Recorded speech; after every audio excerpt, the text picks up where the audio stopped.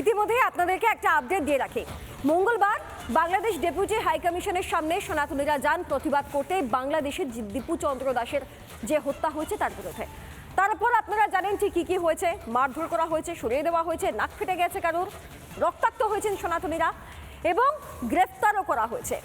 একাধিক কঠিন কঠিন ধারা দেওয়া হয়েছে। এবার তাদেরকেই আদালতে পেশ। ধৃত 12 জন সনাতনীকে আগামীকাল আদালতে পেশ। আমি বিস্তারিত জানবো এই মুহূর্তে। অনুপম আমার সঙ্গে রয়েছেন। অনুপম, যে সমস্ত ধারা দেওয়া হয়েছে তার মধ্যে হয়তো কিছু জামিন অযোগ্য ধারাও রয়েছে, এমনকি খুনের চেষ্টার ধারাও রয়েছে। ঠিক কোন প্যাচে ফেলার চেষ্টা চলছে এই সনাতনীদের? আমি বিস্তারিত আপডেট নেব তোমার থেকে।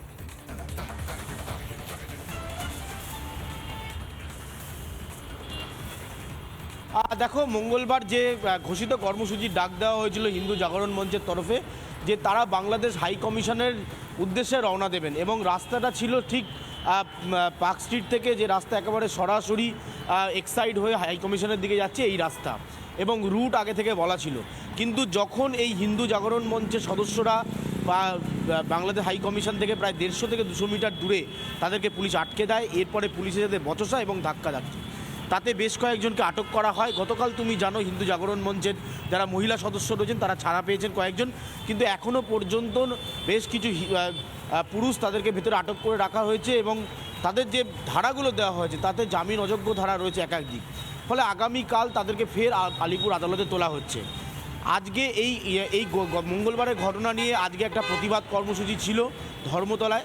সেই কর্মসূচি শুরু হওয়ার আগেই পুলিশ 7 জনকে আটক করে এবং আজকেও একটা ধস্তাধস্তি পরিস্থিতি তৈরি হয়। পরে অবশ্য পুলিশ ঘটনাস্থল থেকেই 7 জনকে ছেড়ে দেয়। হিন্দু জাগরণ মঞ্চের তরফে যেটা বলা হচ্ছে যে আগামীকাল বেলা 1:30টার সময় তারা ফের আলিপুর আদালত চত্বরে যাবেন, সেখানে গিয়ে তারা বিক্ষোভ দেখাবেন এবং নিঃশর্ত মুক্তির দাবি তারা তুলবেন। অর্থাৎ যাদেরকে এখনও পর্যন্ত আটক করে রাখা হয়েছে, যাদের মধ্যে 70 ঊর্ধ্ব একজন রয়েছেন যার বুকে পেসমেকার বসানো রয়েছে, তাকে বারবার শ্বাসকষ্টের জন্য ইনহেলার নিতে হয়, এই রকম যারা আটক হয়ে রয়েছেন তাদের সকলকে নিঃশর্ত মুক্তি দিতে হবে, এই দাবি তারা তুলবেন। আগামীকাল ফের তাদেরকে আলিপুর আদালতে তোলা হবে। দুপুর 1:30টার সময় হিন্দু জাগরণ মঞ্চের সদস্যরা আগামীকাল তাদের অভিমুখ হবে আলিপুর জেলা আদালত। বেশ, ধন্যবাদ অনুপম। অনুপমের থেকে একাধিক আপডেট নিলাম। এর পরবর্তীতে আদালতে পেশের পর ঠিক কি হয় সেই সমস্ত আপডেট আমরা আপনাদেরকে লাগাতার জানাতে থাকব। প্রশ্ন করতে ইচ্ছা করেছে, মমতা বন্দ্যোপাধ্যায় আপনি কার? এই বাংলার মাটিতে ঠিক কোন মানুষটার জন্য, কোন মানুষটার পাশে আপনি রয়েছেন? কেন এই প্রশ্নটা করছি? তার কারণ সনাতনীদের পাশে রয়েছেন রাষ্ট্রবাদী মুসলিমরাও, কিন্তু তারাও তো বিপদে রয়েছে। কিভাবে বিপদে রয়েছেন? কারণ দীপু চন্দ্র দাসের হত্যার পর যে প্রতিবাদের আয়োজন করা হয়েছিল, ঘোষিত প্রতিবাদের আয়োজন করা হয়েছিল বেকবাগানে বাংলাদেশ ডেপুটি হাই কমিশনের সামনে, সেখানে যান মোহাম্মদ সরফরাজ, রাষ্ট্রবাদী মুসলিম। তিনিও তো ছাড় পাননি, তাকেও পুলিশ জেল অবধি তুলে নিয়ে গিয়েছে। এখন তারই পরিবার প্রশ্ন করছেন এই মমতা বন্দ্যোপাধ্যায়ের সরকারকে। তারা প্রশ্ন করছেন যে সনাতনের পাশে দাঁড়ানো কি অপরাধ, নইলে কেন তাদেরকে গ্রেফতার করা হলো? মুসলিম অফিসার ছিল, বলছে কি ওকে টুপিওয়ালাকে আরেস্ট করো। মুসলিম কেন আসছে? হিন্দু হিন্দু, আরে আমি রাষ্ট্রবাদী মুসলমান, কেন আসবো না?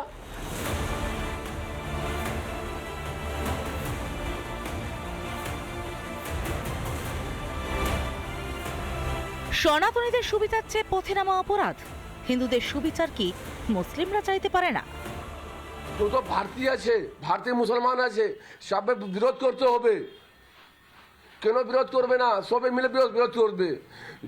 जो চলছে, जो ইউনুস মদন চলছে, ওকে এটা ভালো করছে না। তো গণতন্ত্রের দেশে তো আন্দোলন করার নাগরিক অধিকার। সীমান্তের ওপারে হিন্দু নিধনের প্রতিবাদে কলকাতায় মিছিলে পা মিলিয়েছিলেন মোহাম্মদ সরফরাজ রশিদ। বাংলাদেশের ডেপুটি হাই কমিশনের সামনে ছিলেন মোহাম্মদ সরফরাজ। সেদিন তাকে গ্রেফতার করা হয় এবং গ্রেফতার করার পর তাকে 6টা ধারায় মামলা দেওয়া হয়। মিছিলে ছিলেন সরফরাজের দাদাও। চোখে ধুলো দিয়ে কিভাবে পুলিশ সরফরাজকে গ্রেফতার করে জানালেন তার দাদা। ওটা তো বিরোধ করছে, ওর জন্য তোকে জোর জবরদস্তি তো ওকে সরফরাজকে লিয়ে আরেস্ট করে দিয়েছে। এটা তো ভালো করলো না। ভাইয়ের গ্রেফতারি নিয়ে চিন্তিত নন দাদা, বরং ভাইয়ের গ্রেফতারির যৌক্তিকতা নিয়ে প্রশ্ন তুলেছেন তিনি। আমি সঙ্গে ছিলাম, ও হসপিটালে অ্যাম্বুলেন্সে নিয়ে গেছে, ওর পরে ওকে হসপিটালে ওকে নিয়ে চলে গেছে, বললো কি লালবাজারে ওকে অ্যারেস্ট হয়ে গিয়েছে। তবে কি বাংলাদেশের ইউনূসের মতোই এ বাংলায় মমতা বন্দ্যোপাধ্যায়েরও চক্ষুশূল সনাতনীরা? রাষ্ট্রবাদী মুসলমান সমাজ তারা কোনোভাবে এই ধরনের ঘটনাকে তারা মান্যতা দিতে পারে না। আমরা বলছি সারা পশ্চিমবঙ্গে যেই সমস্ত রাষ্ট্রবাদী মানসিকতার যে সমস্ত মুসলমানেরা রয়েছেন, তারাও এই বিষয়গুলো বুঝে যদি তাদের সমাজের মানুষজনকে বোঝাতে পারে, তাহলে আমাদের রাজ্যের মানুষের কল্যাণ হবে, মনুষ্যত্বের কল্যাণ হবে। মমতা বন্দ্যোপাধ্যায়ের বিভাজন কার্ডের যুদ্ধ ফ্লপ। হিন্দু সমর্থনে পথে নামছে রাষ্ট্রবাদী সংখ্যালঘুরা, আর তাতেই ঘুম উড়েছে তৃণমূল নেত্রীর। সনাতনী গর্জনের গলা টিপতেই কি ধরপাকড়ের রাজনীতি মমতার? ওয়াসিমের সঙ্গে পিঙ্কির রিপোর্ট, রিপাবলিক বাংলা। নানা ধরনের কন্টেন্ট দেখার জন্য লাইক করুন, শেয়ার করুন আমাদের ফেসবুক পেজ, সাবস্ক্রাইব করুন আমাদের ইউটিউব চ্যানেল।